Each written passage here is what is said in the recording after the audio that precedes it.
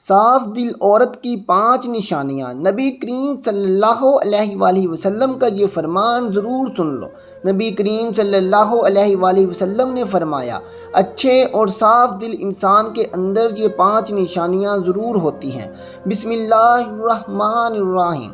محترم ناظرین، صاف دل انسان کی 5 نشانیاں کون کون سی ہیں، اور ہمارے پیارے حضور صلی اللہ علیہ وآلہ وسلم نے اچھے انسان کی کون کون سی نشانیاں بیان فرمائی ہیں، ساتھ ہی ساتھ برے انسان کی کون کون سی نشانیاں بیان فرمائی ہیں، یہ تمام باتیں اس ویڈیو میں پیش کی جا رہی ہیں۔ محترم ناظرین، سب سے پہلے بات کرتے ہیں کہ صاف دل انسان کی 5 نشانیاں کون کون سی ہیں۔ ماہرین نفسیات کے مطابق صاف دل انسان میں یہ 5 نشانیاں پائی جاتی ہیں۔ نمبر 1، ایسا شخص جو بہت جلد جذباتی ہو جاتا ہے، یعنی جب اس کے سامنے کوئی غلط بات کی جائے تو اس بات سے قطع نظر کے آگے کون کون بیٹھا ہے یا اس کے جذباتی پن کے کیا کیا نقصان ہو سکتے ہیں، وہ کھل کر اپنی سچائی کا اظہار کرے گا اور اس مقصد کے لیے جذبات کا سہارا لے گا۔ نمبر 2، ایسا شخص جس کا غصہ تھوڑی دیر کے لیے ہوگا، یعنی جیسے وہ بہت جلد جذباتی ہو جاتا ہے اور سامنے والے سے لڑ جاتا ہے، ویسے ہی بہت جلد ٹھنڈا بھی ہو جاتا ہے اور پھر سے بالکل ایسا ہو جاتا ہے کہ جیسے کچھ ہوا ہی نہیں۔ نمبر 3، ماہرین نفسیات کہتے ہیں کہ ایسا شخص نہایت حساس طبیعت کا مالک ہوتا ہے اور لوگوں کے تلخ رویے اسے بہت تکلیف دیتے ہیں، یعنی ایک صاف دل انسان جب کسی کا تلخ رویہ دیکھتا ہے تو اندر سے ٹوٹ جاتا ہے۔ نمبر 4، ایسا شخص جو ہر رشتے کو دماغ کی بجائے اپنے دل سے نبھائے گا، یعنی جس کے ساتھ تعلق نبھائے گا دل سے نبھائے گا، پورے کا پورا اسی کا ہو جائے گا اور ہر دم اس کی خیر اور بھلائی کے لیے برقرار رہے گا۔ نمبر 5، ماہرین نفسیات کے مطابق ایک اچھے اور صاف دل انسان کی 5ویں نشانی یہ ہے کہ ایسا شخص کبھی کسی کے دل میں اپنے لیے وہ خلوص اور محبت نہیں جگا پائے گا جو وہ دوسروں کے لیے محسوس کرتا ہے، جبکہ اس کے برعکس چلاک، ہوشیار، مکار اور چاپلوس قسم کے لوگ سب کے پیارے ہوتے ہیں۔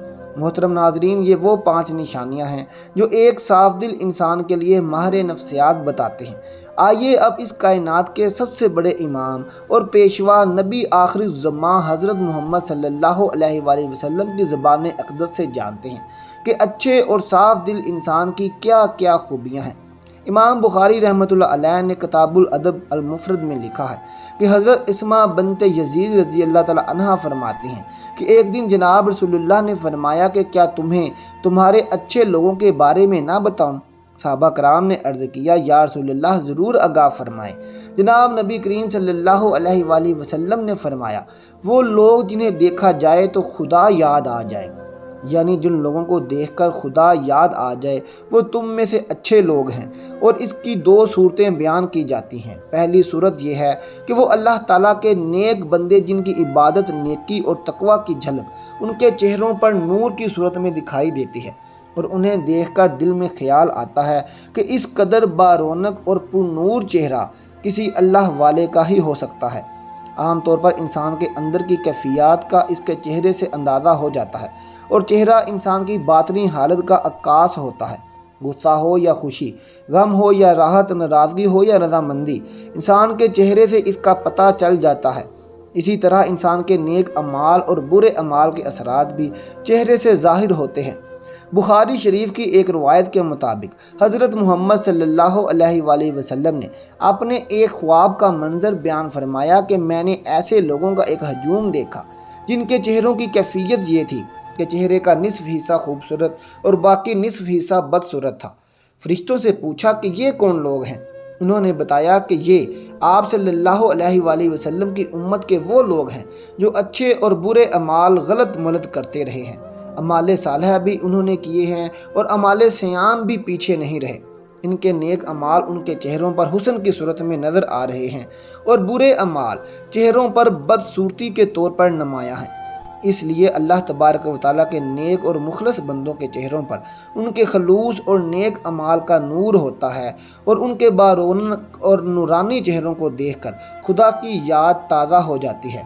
جبکہ اس صورت میں اس کا ایک معنی یہ بھی کیا جاتا ہے کہ وہ لوگ جن کے اعمال و حرکات، ان کا اٹھنا بیٹھنا، لین دین، عبادت و معمولات اور اخلاق و معاملات اللہ تبارک و تعالیٰ اور رسول اللہ کے احکامات کے مطابق ہوتے ہیں، انہیں دیکھ کر ایک مسلمان کی عملی زندگی کا نقشہ سامنے آ جاتا ہے اور خدا یاد آ جاتا ہے۔ بہرحال جناب نبی کریم صلی اللہ علیہ وآلہ وسلم نے فرمایا کہ تم میں سے اچھے لوگ وہ ہیں جنہیں دیکھ کر خدا یاد آ جائے۔ اس کے علاوہ محمد صلی اللہ علیہ وآلہ وسلم نے ارشاد فرمایا، کامل مومن وہ ہے جس کے اخلاق اچھے ہوں۔ مومن اپنے حسن و اخلاق سے دن میں روزہ رکھنے والے اور رات میں عبادت کرنے والے کا درجہ پا لیتا ہے۔ حضور نبی کریم صلی اللہ علیہ وآلہ وسلم کا ارشاد ہے کہ تم میں بہترین شخص وہ ہے جس کے اخلاق سب سے اچھے ہوں۔ ہمارے اخلاق ہمارے خالق و مالک کے ساتھ بھی اچھے ہونے چاہئیں اور بندوں کے ساتھ بھی اچھے ہونے چاہئیں۔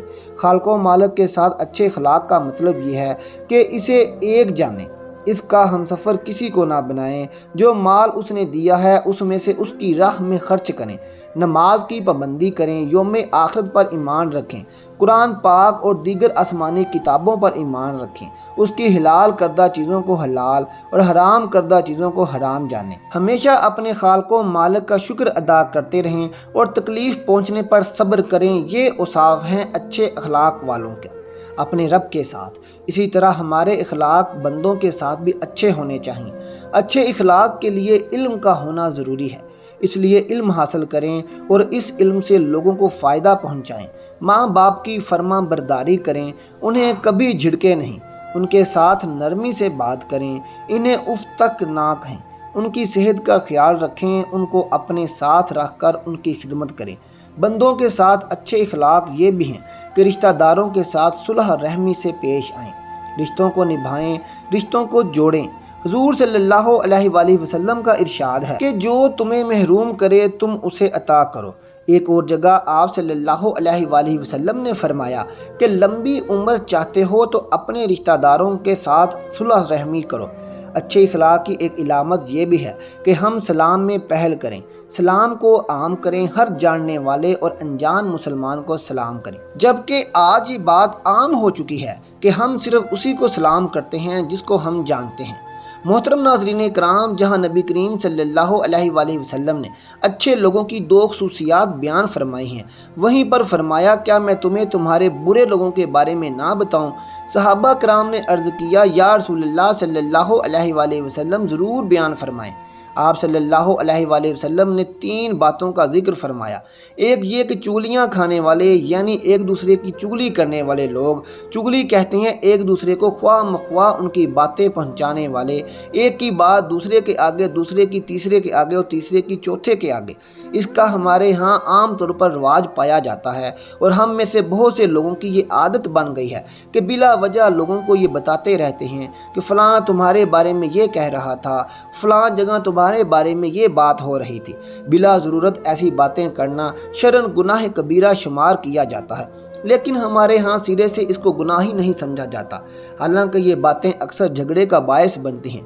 ہمارے معاشرے میں ہونے والے تنازعات اور جھگڑوں کی وجہ تلاش کی جائے تو اکثر تنازعات کے پس منظر میں کوئی نہ کوئی چگلی کار فرما ہوتی ہے، چنانچہ یہ بہت برا عمل ہے اور اسے جناب نبی صلی اللہ علیہ وآلہ وسلم نے برے لوگوں کی علامت قرار دیا ہے۔ دوسری بات فرمائی کہ دوستوں کے درمیان فساد ڈالنے والے برے لوگوں میں شمار ہوتے ہیں۔ یہ بھی ایک معاشرتی بیماری ہے کہ چند دوست اکٹھے محبت و اعتبار کے ساتھ رہ رہے ہیں، اگر کوئی آدمی ان کے درمیان غلط فہمیاں ڈال کر ان کی دوستی کو دشمنی میں بدل دیتا ہے تو وہ بھی بہت بری حرکت کا مرتکب ہوتا ہے۔ اسی طرح ایک خاندان محبت و اعتماد کے ساتھ زندگی بسر کر رہا ہے اور کوئی شخص دخل دے کر ان کی محبت و اعتماد کی فضا کو خراب کر دیتا ہے تو وہ کوئی اچھا کام نہیں کر رہا۔ محبت و اعتماد کی فضا خاندانوں میں ہو، دوستوں میں ہو، مشترکہ کام کرنے والے میں ہو، اس میں فساد ڈالنے والے کو جناب صلی اللہ علیہ وآلہ وسلم نے برے لوگ شمار کیا ہے۔ تیسری بات حضور صلی اللہ علیہ وآلہ وسلم نے فرمائی کہ شریف اور باعزت لوگوں میں عیب تلاش کر کے انہیں بدنام کرنے والے بھی برے لوگ ہوتے ہیں۔ عیب اور کمزوری سے کوئی شخص پاک نہیں۔ اللہ تعالیٰ اپنے فضل و کرم کے ساتھ اکثر لوگوں کا پردہ رکھتے ہیں۔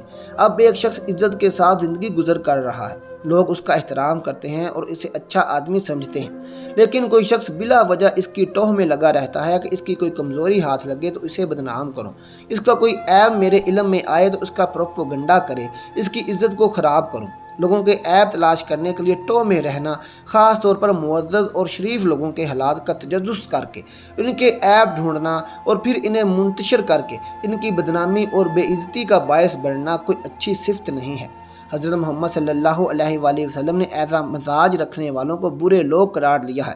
میں اپنے محترم ناظرین سے یہ عرض کرنا چاہتا ہوں کہ یہ تینوں خرابیاں آج ہمارے درمیان موجود ہیں، اور چونکہ ہم ان کے عادی ہو گئے ہیں اس لیے ہمیں یہ محسوس نہیں ہوتی اور ہم بلا تکلف یہ حرکتیں کرتے چلے جاتے ہیں۔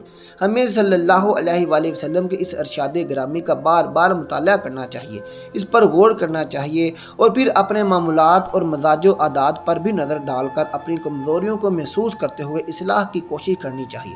اللہ تبارک و تعالیٰ سے دعا ہے کہ ہمیں ان بڑی بڑی معاشرتی بیماریوں سے محفوظ فرمائے اور ہمیں ان لوگوں کے راستے پر چلنے کی توفیق عطا فرمائے جن کو نبی صلی اللہ علیہ وآلہ وسلم نے اچھے لوگ قرار دیا ہے۔